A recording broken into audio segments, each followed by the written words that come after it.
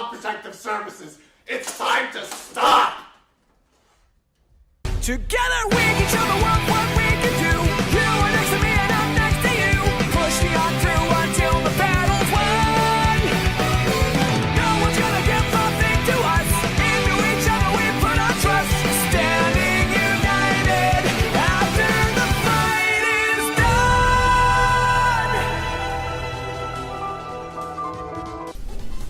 Yo, what's going on, guys? Me and Ninja Reviewer here. Time for another exciting review of the one and only My Little Pony Season 8, Episode 5. The title of the episode is Granny's Gone Wild. And when you think of this title alone, there are so many things that can probably go into your mind that you kind of don't expect and sort of travel deep down the rabbit hole, if you know what I mean. Holy Jesus. Exactly. But anyways, now that we got that out of the way, let's begin with the episode. Basically, while Rainbow Dash is pretty much just getting ready to go home for the day after the Wonderbolts training and about to head off to Twilight School in order to actually teach, what happens is that pretty much she overhears a conversation about the Wild Yonder, Yonder, whatever it's called. The Wild Yonder, I think it was called. It's the roller coaster. It's a really amazing roller coaster that's in Las Vegas. And unfortunately, it's been there for so long that unfortunately it's going to be closing soon. And Rainbow Dash wants to find a way to ride it before the experience comes to a close. So what happens is that she tries her best to find a way to go to Las Vegas. But unfortunately, she hasn't really had a chance to ask anyone to replace her. So again, it's kind of like the same situation from last week's episode, where in last week's we had Rarity trying to replace, trying to actually fill, Fluttershy to fill in for her for boutique. Now what's happening with Rainbow Dash, how she's basically trying to find someone to cover her while she's going on that journey to Las Vegas. And what happens is that Applejack explains to her that, well, not really though, because, you know, I mean, well, okay, I could do it, but only on one condition. You have to take, like, not only my grandma, which is Granny Smith, but you have to take, like, everybody else with you on the chaperone. Usually Big Mac does it, but I think at the time he deserves a break. So that's what happens. So what happens is that we get, you know, Golden Delicious, we get all the crazy grandmas is going around. Rainbow Dash isn't really too proud of it. And then Applejack pretty much gives her a list on stuff to do, and she says, like, if anything goes wrong, then your chances of going back are pretty much slim to none. So what happens is right after that, we finally come across a balloon, and we see this. What the fuck? Are you serious? I'm like, wait. What? What? Excuse me? Bro, what are you talking about, man? Excuse me? Hold on. Wait a minute. This was...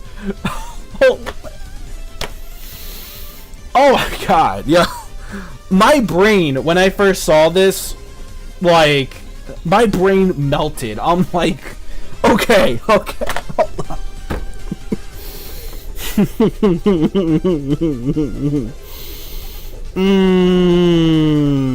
Yeah. What happens is that my brain totally just shut the fuck off, and then, like, so we see this, like, male alicorn. I'm like, I understand that alicorns may have, like, horns, pretty much. Yeah, I understand that, because we've seen the examples, you know, the Flam Flam brothers, obviously we've seen that. But fucking wings? A male alicorn. A male alicorn. It's either that or the animators fucked up and they didn't mean to put wings, or maybe this was a troll. Maybe this was a big fat troll from somebody in the department. I don't know who the hell it was, but props to you, GG. Speaking of trolling, Applejack, I will say, is best troll in this episode, but we'll get to that in a bit.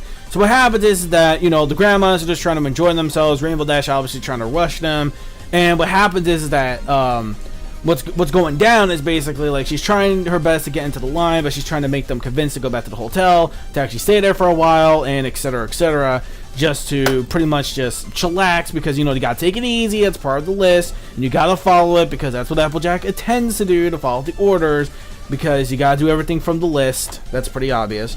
So what happens is that while they were trying to play it off, they were trying to go to sleep and trick Rainbow Dash, and I think they were their best trolls themselves, actually, besides Applejack.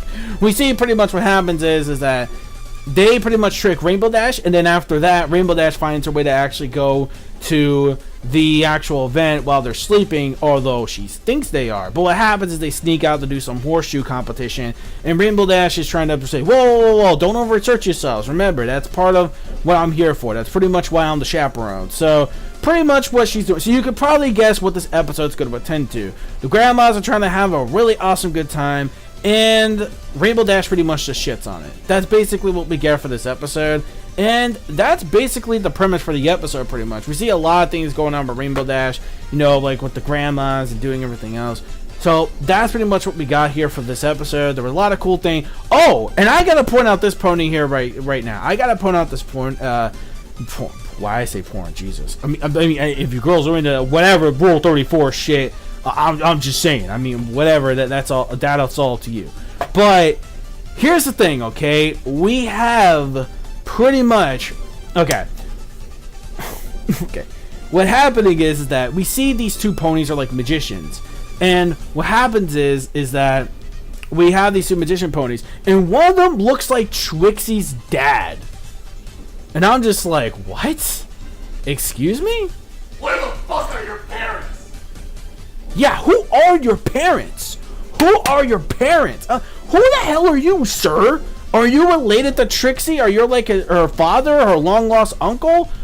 Who the fuck are you? Because, you know, he obviously has the same kind of perceived as Trixie. As you can tell, he does the whole magic thing, etc. Like, I like the escape thing that he did. So, like, this magic, where his magic thing pretty much, his magic pretty much just like, you know, you know the whole escape thing that Trixie pretty much does, where she tries to escape and then it fails. I remember in the Equestria Girls movie, that was like her little schlick where she would just do that, and then those little moments always made me laugh, and here it's actually no exception. So that was actually pretty funny here too.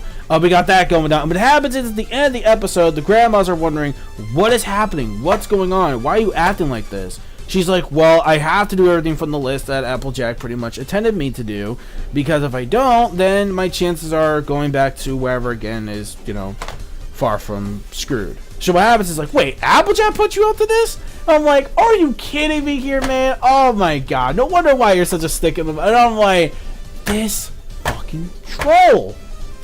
Not only she's a troll, but they're trolls. They're like, wow, really? Is that what this is all about? I was like, look, like, you know, Applejack is just someone who is way overprotected. That's the thing. And there were moments too where Rainbow Dash had these little inner things of like Applejack's head floating and remember to do this, remember to do that. And it's like, okay, we get it. So Applejack was best troll in this episode. So she just flat out trolled Rainbow Dash just to pretty much make her like life a living hell when it comes to that. Because, you know, I guess she had to learn the hard way on never underestimating the Apple family. And when it comes to trolling, that was actually pretty good. So yeah. So overall, when it comes to this episode of, you know, the whole, and then at the end of the episode, they find out that they're actually members. It's kind of like Atlantic City, how you can actually get like the golden membership thing. Like, I have one of those cards, but I think I have to renew it. So there's that, and pretty much with their golden membership, they were allowed to actually ride the actual Wild Yonder before it actually closes down. So that was actually pretty cool. So that was nice of them to do that. And then she becomes an official member herself. And now she's saying like, oh, you're pretty cool. You know what? We can actually do this again same time next year. And then that's how the episode ends. So, you know, pretty good. Overall, I would say this episode was pretty good. Not fantastic, but pretty good overall. Very good. Very entertaining episode. It was pretty good. I enjoyed it. I think, again, it wasn't like a spectacular episode. I mean, I would watch it from maybe time to time again. Maybe for some moments. Oh, by the way, I forgot to mention, too. There were a couple little cameos I noticed, too. Or at least one of the cameos I know. There was one, I believe, which was a Rick. Oh, what's happening, Morty? We're becoming ponies. Yeah, we have a Rick and Morty pony. That's crazy as hell. So we have a Rick Sanchez pony. I'm just like, oh, come on, guys. We also just have, like, a top list of Watch Mojo where it comes to, like, the top like worst fandoms like existence, and then we have these two together, and it's like, are they trying to set something up here, like dead ass on that? But granted though, that's pretty much all I gotta say. But yo, that Rick Sanchez thing, My first time viewing it, I didn't see it, but then others pointed it out, and I'm like, oh, okay, I didn't notice that when I first watched it. And then it's like, okay, so there's little minor details that I missed, so I had to watch the episode twice just to actually get a clear view of it. And I'm like, okay, so that's what it is, okay. So there was a Rick and Morty pony that I did notice. That was actually pretty funny cameo, I'm not gonna lie. I think there was others I didn't really get, and I was like, maybe it was from like certain movies I didn't really see, so that's pretty much that. So overall, that's pretty much it though. So the final score just gets a 4 out of 5. A very good episode. You know, it wasn't really the greatest or anything like that. I mean, for one thing, now here's the complaint about it, is that one, it was pretty predictable, and I could kind of see where this episode's going from a mile away. So when it comes to these kind of episodes, they're pretty fun, but it's not like the greatest storytelling wise. I mean, I could pretty much see the ending from a mile away and exactly what was going to happen, and I kind of predicted it, and I was kind of right on that. So I think that's the only thing that kind of threw me off, or just kind of let me down that particular field of the episode. But other than that, that's pretty much it. Let me know your thoughts in the comment section below of this week's episode of My Little Pony Friendship is Magic Season 8, Episode 5. I'll see you guys next week for Episode 6, which, get ready to go under the sea. Yes, because it's going to be that episode next week. So brace yourselves for that. Finally, some connectivity from the movie. So that's really cool. So we got that episode coming up next week. So yeah, look forward to that. Don't forget to rate, comment, subscribe, click on that bell to join the squad. Follow my social media plugins, gamer tags as well. Also, if you haven't already, please do not forget to join the Plus Ultra Discord down below in the description box. So peace, soul, love, chicken grease, and the sky is the limit. Anime manga fans, keep supporting every video what you watch. And bronies, bro hoof to you guys. See you guys again next week.